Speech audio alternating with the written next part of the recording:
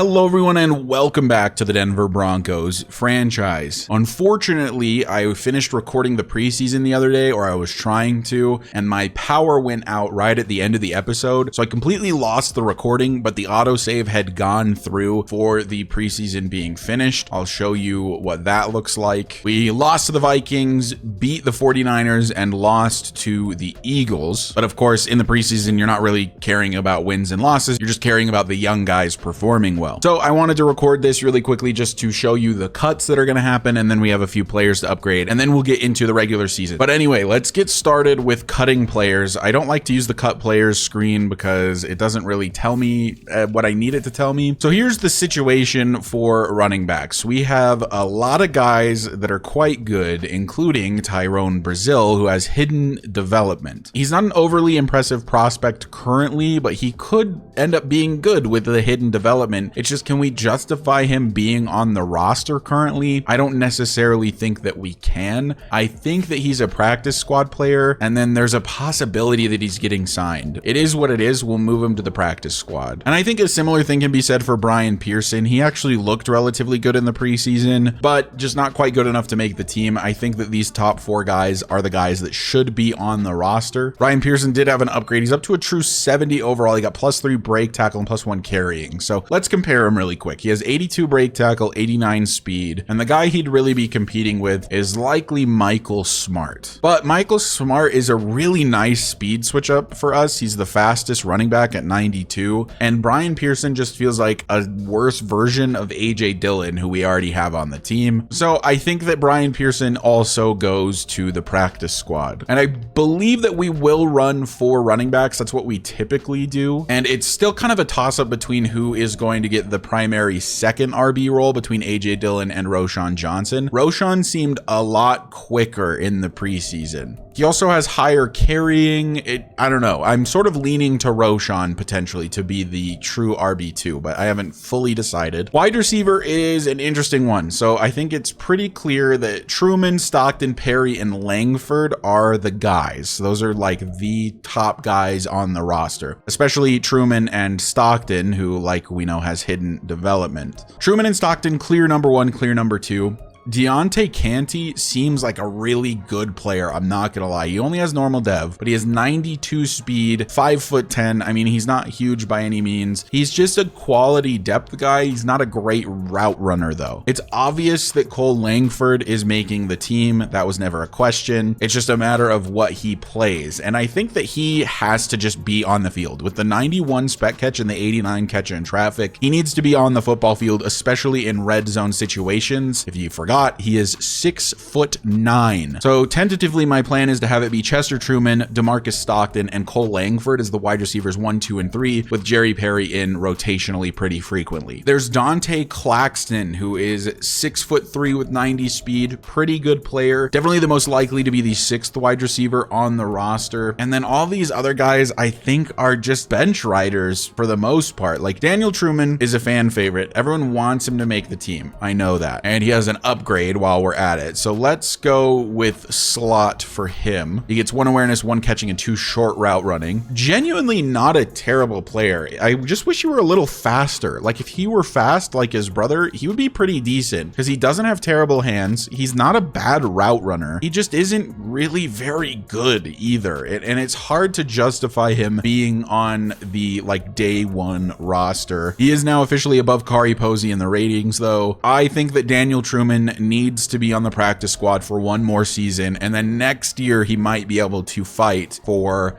a starting spot. Not a starting spot, but at least being on the team. And then as for the rest of these guys, I sort of just think it's probably time for them to go. Tyrell Simmons has been on the team for a couple of seasons now and is just never really going to make the team. I think his peak is like 70 overall. We've already got guys quite a bit better than him. So we're going to go ahead and just straight up cut Tyrell Simmons. We're going to do the same thing for Kari Posey. He's 23 years old, has been on the team for a couple seasons, and just hasn't really amounted to much and is now officially the worst rated wide receiver on the roster, he is getting cut. So that brings us down to 7 guys, and it's between Marcus Dickens and Dante Claxton. And honestly, there's a chance that neither of them are on the team, because if we need to release one more roster spot, we don't really have to run 6 wide receivers. So Marcus Dickens, he's been on the team for a season. He kind of had a breakout performance last preseason and then never really did a whole lot. I think he deserves a practice squad spot for now, although we might reevaluate that. And for now, these are going to be the 6 wide receivers we have. There's a chance that Dante Claxton will be sent to the practice squad as well. Just really depends on if we need to cut more people. We do still have to cut 16 more players, or at least send them to the practice squad. Right end, somebody probably needs to go, and that somebody is going to be Ricky Tracy. He's going to be sent to the practice squad. D tackle, probably another guy that just needs to be sent away, and I would say permanently not practice squadded, is Jacoby Brazil. We're just going to go ahead and release him. At middle linebacker, we probably don't need to carry 4 just because we are not a 3-4 defense, and that guy is Tim Ragland, and he is a 68 overall, and he's not a terrible player, but I do think that he needs to be practice squadded again. At right outside linebacker, I think these top 3 guys can absolutely stay. I think Larry Mincy, because he's a rookie and has that hidden dev, he is going to go to the practice squad as well. Corner is an interesting one. We have a ton of corners on the team. I think it's pretty clear that PS2 and Christian Gonzalez are the top 2 guys, and then it's kind of Damari Mathis or Quincy Walls to be the 3rd guy. Kelvin Joseph is just good depth that's relatively inexpensive, and then Derek Covington is very inexpensive and is up to a 71 overall. So I think the choice here is obvious. Peter Palmer, despite having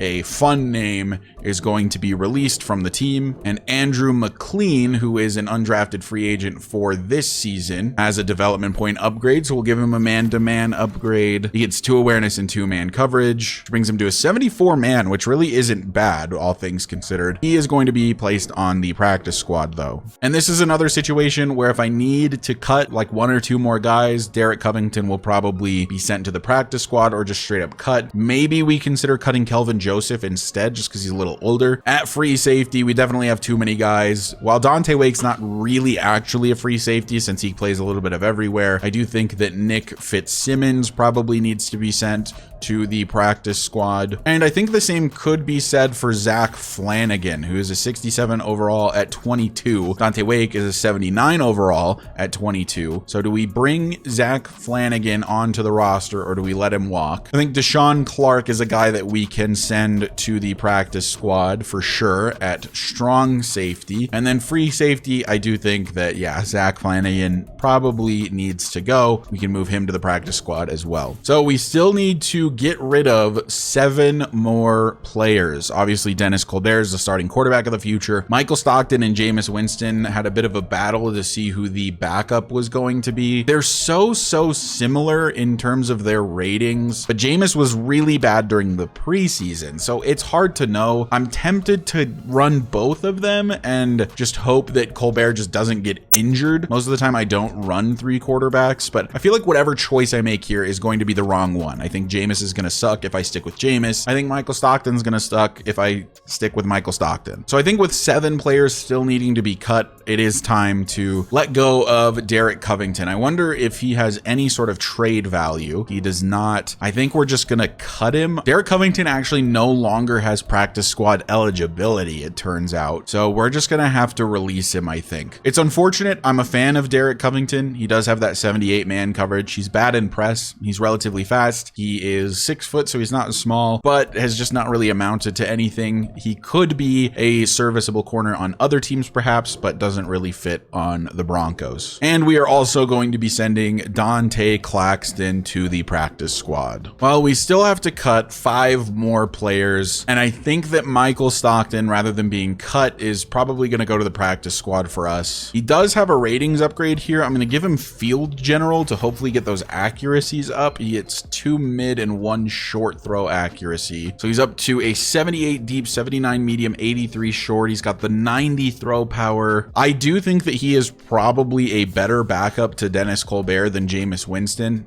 but Jameis Winston brings the mentor tag, which is going to help Dennis Colbert develop even quicker than previously. So with that being said, I know there's a high chance that Michael Stockton gets stolen if we put him on the practice squad, but I think that the smart choice is to have Jameis be the backup to Dennis so that the mentor tag gives Dennis that additional XP. We are also going to release right tackle Mike Carlisle, or if we have room on the practice squad, he can go there. We do, so he will go to the practice squad. So we still have to find 3 more players to chop off, and I think one of those is going to be Dalvin Bennett. If there's room on the practice squad, I'd like him to go there. There isn't currently, so I'm going to make room. So I went ahead and released somebody from the practice squad. It was Ricky Tracy, and we're going to move Dalvin Bennett to the practice squad instead. I think there is an argument to be made that we could cut Jermaine Stewart, but with Leonard Williams and Eric Armstead being the starting DTs right now, I just worry that with their age, they're risking injury and that Jermaine Stewart is decent enough to be a backup. I'm also going to be releasing